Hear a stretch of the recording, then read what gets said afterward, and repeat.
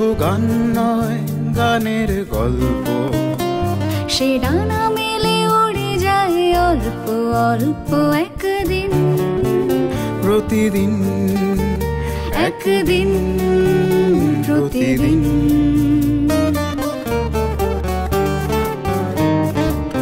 কেন সে গান গায় সে কথা অজানা, সে সর সন্ধির সন্ধিতে নিশানা। কেন সে গান গায় সে কথা অজানা, সে সর সন্ধির সন্ধিতে নিশানা। সে কাকে ডাকে কে মনে রাখে, আলো ছায়া মাখা হারানো দিন।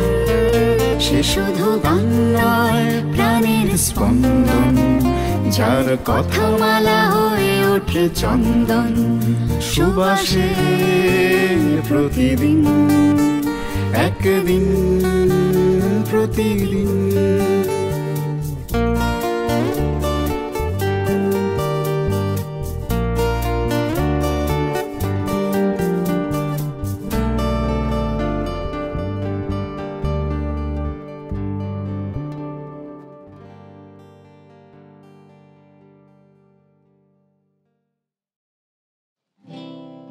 এভাবে কি শহর তোমার প্রহর গনে সে জানে কি নিয়ন লাইট কপালে সাজ।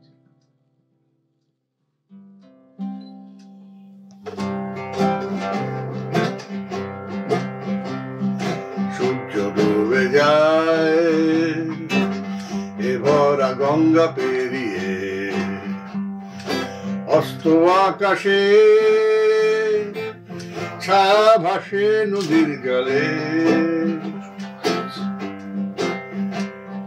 গোধূলি ঘনায় ওপার কলে কারখানায়, পুরানো শহর এ প্রিয় পুরানো নগরী। 300 বছর কবে যে পেরিয়ে গেছে, শহরের বুকে ফুরালো আরো একটি দিন। এমনি চলেছে ইতিহাসের ভাঙা গড়া,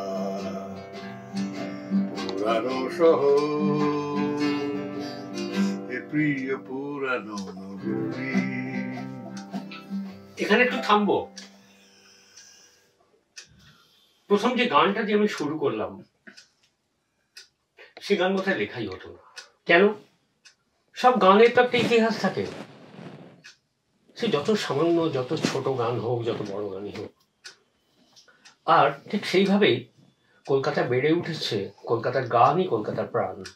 খুব বেরসিকের মতো থামলাম, ঠিক যেভাবে আচমকা ট্রাফিক সিগন্যালে থেমে যায় এই শহরের বাস, ট্যাক্সি, মানুষ। আর এই শুরু যে গানটায় করলাম, ওই গানটা লেখাই হতো না যদি না কিছু গানের মানুষ এই শহরে থাকতেন। খুব চট করে চোখে পড়ে না, তাই তো? রঞ্জন দা, রঞ্জন প্রসাদ। আর পরিচয় দেব না। রঞ্জন দা, যে গানটা দিয়ে শুরু হলো, কেন? প্রথমত এই শহরে তো আমার বেড়ে ওঠা। তুমি যখন কলকাতার উপর যে গানটা গাইলে, হঠাৎ আমাকে স্মৃতির বহু পুরনো দিনে নিয়ে গেল, যখন এই কলকাতার উপরেই আমি গান লিখেছিলাম, রাস্তায় ঘুরে ঘুরে গাইতাম। তখন এই সময়টা আসেইনি, গিটার বাজিয়ে গান গিয়ে রাস্তায় ঘুরছে একটি তরুণ ছেলে। তাকে সমাজ তার কাছে একটা নতুন ব্যাপার, তাই জন্য সেই গানটা আমার মনে পড়ে গেল। তখন লিখেছিলাম যে পুরনো শহর হে প্রিয় পুরনো নগরী। অবশ্যই একটা বিদেশি গান, ডার্টি ওল্ড টাউন, তার পেছনে ছিল। কিন্তু যেন আমি যেভাবে বড় হয়েছিলাম, বিশ্ব সাহিত্য পড়েছি, সঙ্গীত নিয়ে ভেবেছি, নাটক নিয়ে ভেবেছি, সবই ভেবেছি। আসলে সব কিছু সৃষ্টির মূলে কিন্তু একটা চিন্তা থাকে, যে মানুষ ভাবে সেই সৃষ্টি করে, যে ভাবে না সে সৃষ্টি করে না, চর্বিত চর্বণ করে। এই গানগুলো দেখেছি দেশ থেকে দেশ যে চলে যায়, তার তো কোনো পাসপোর্ট লাগে না। আমার সিন্ধু পাড়ের সুর বইটা যদি পড়ে থাকো, তাতেও তাই একই কথা লেখা আছে, যে মানুষের সভ্যতার শুরু থেকে মানুষ যেখানেই গেছে, সঙ্গীত তার সঙ্গে সঙ্গে পথ হেঁটেছে, তাকে কোনোদিন ছেড়ে যায়নি। সেটা আফ্রিকার পশ্চিম উপকূল থেকে লুইজিয়ানার তুলোর খেতেই হোক, বা ঝাড়খণ্ডে, তখনও ঝাড়খণ্ড হয়নি, তোমার কোলভিল ও ওরাও মুন্ডা এই আদিবাসী অঞ্চল থেকে যখন তাদের ট্রেনে করে নিয়ে যাওয়া হতো আসামের চা বাগানে, একটা অদ্ভুত সংমিশ্রিত ভাষায় তৈরি হতো ঝুমুর গান, চা বাগানের ঝুমুর।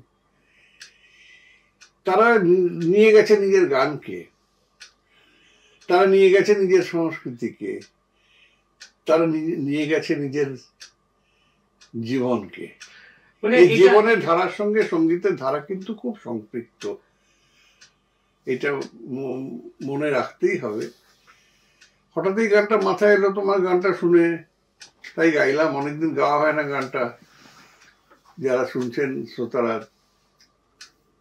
কেউ কেউ শুনেছেন, অনেকেই শোনেননি। এই প্রজন্মের অনেকে তো জানেও না যে আমার মতো একজন কেউ ছিল, হয়তো এখন জানছে। তাই জন্য তোমাদের ধন্যবাদ, অন্তত পরবর্তী প্রজন্মের কাছে একটু জানতে দিচ্ছ যে শুরুটা কোথায়। এত তাড়াতাড়ি আমরা পরবর্তী প্রজন্মে আসবো না, কারণ যেখানে তুমি বর্তমান, সেখানে কিন্তু আমরা তোমার বর্তমান নিয়ে একটু এগোবো। আর সঙ্গীতের এই বাতাবরণ যদি বলি, যে প্রথম যে বাতাবরণ, সেটা কি অনেক ছোটবেলায় বা পারিবারিক ক্ষেত্র থেকে? পারিবারিক ক্ষেত্র নয়, পারিবারিক ক্ষেত্র আমার স্বাধীনতা সংগ্রামী পরিবার। কাজেই আমি, যারা জানেন তারা জানেন, যদিও আমি I never took any mileage from my lineage at all through out my life, কিন্তু লোকে জেনে গেছে আমি দেশবন্ধুর বাড়ি, সেই দাসীদের বাড়ির ছেলে।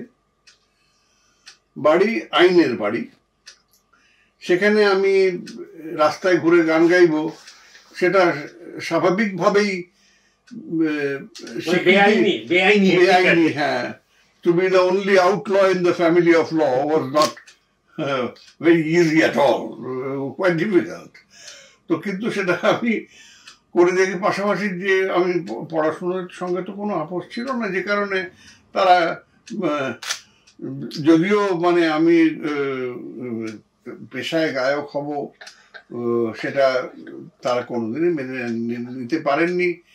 আমি সেটা হতেও চাইনি, কারণ গান নিয়ে বাণিজ্য করার কথা কখনো ভাবিনি। কিন্তু গানকে ভালোবেসে গান গেয়েছি, এবং পরে আস্তে আস্তে তোমরা নিশ্চয়ই কথা যত এগুলো বুঝতে পারবে যে গানকে তারাই সব থেকে বেশি দিয়েছে যারা গান থেকে বিশেষ কিছু নেয়নি। এটা কিন্তু লক্ষ্য করো, তারাই গানকে সমৃদ্ধ করেছেন। সে অতুল প্রসাদ, রজনীকান্ত থেকে শুরু করে বাংলা গানকে সমৃদ্ধ করেছেন যারা ডিএল রায়। কেউ কিন্তু পেশাগতভাবে গান থেকে কিছু কাহিনী স্বার্থের মতো ব্যবহার করেননি জিনিসটাকে। মাথার উপর যিনি রয়েছেন তিনি তো নয়ই, রবীন্দ্রনাথ তো মানে আমাদের আধুনিকতার লাস্ট স্টেশন বলা যায় যাকে। হ্যাঁ, একদম তাই, আমি বিশ্বাস করি তাই। আধুনিকতার, বিশ্ব মানবতার, হ্যাঁ, ওই এক জায়গা যেখানে লালন এবং লেনন হারিয়ে যান এক দিগন্তে, আছেন মাথার উপর।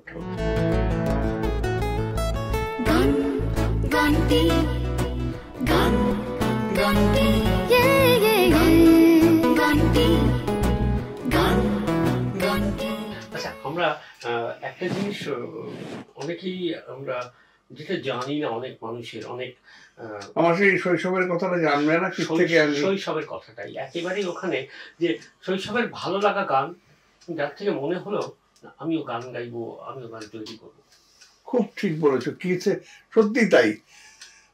মারাংবুর তুরু তুরু গানটি আমার হচ্ছে শুরু।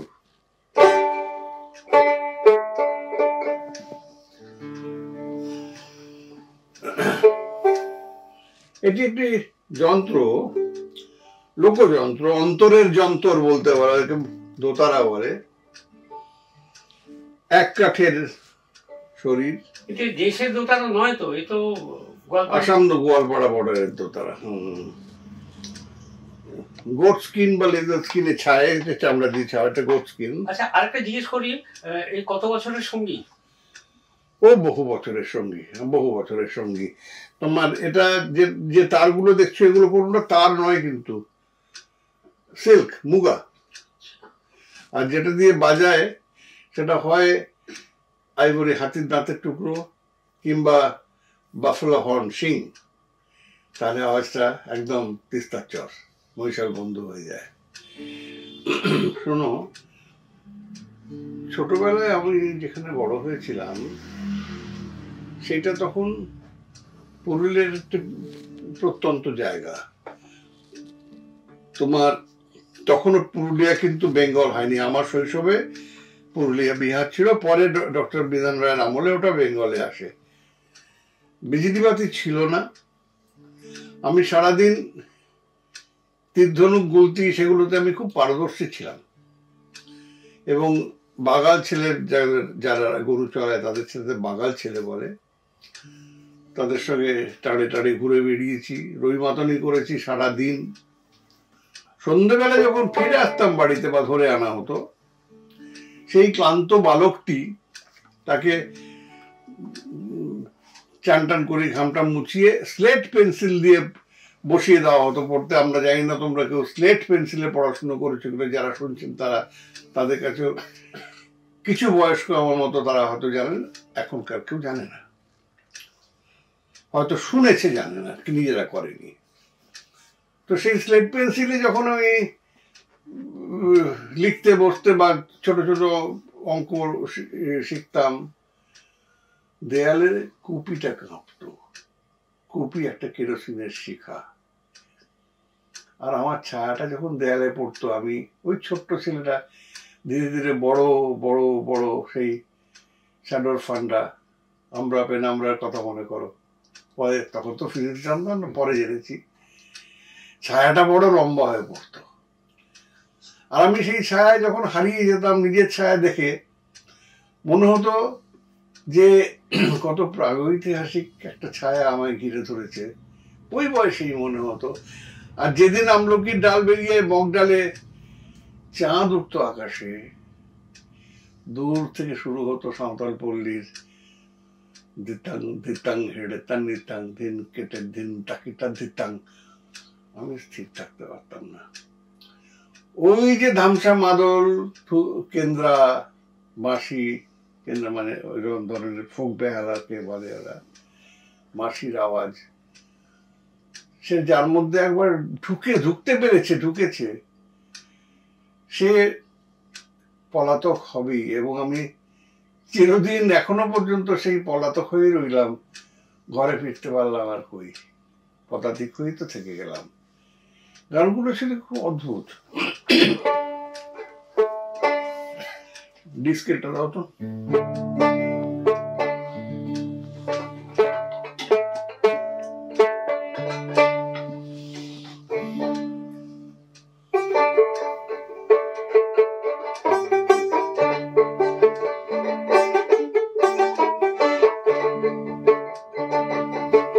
কতিখানে ফুটায়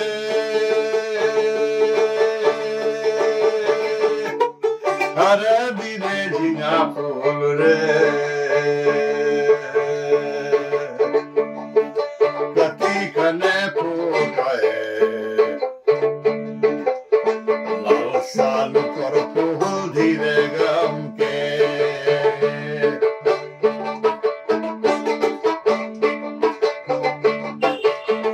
লাল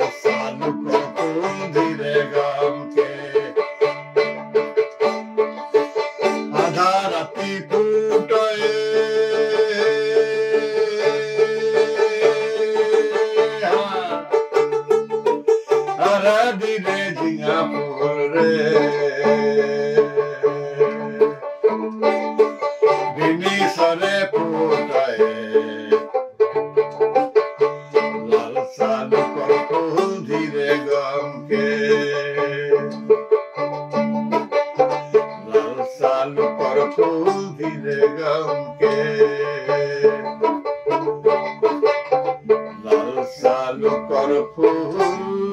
रे ग हम रे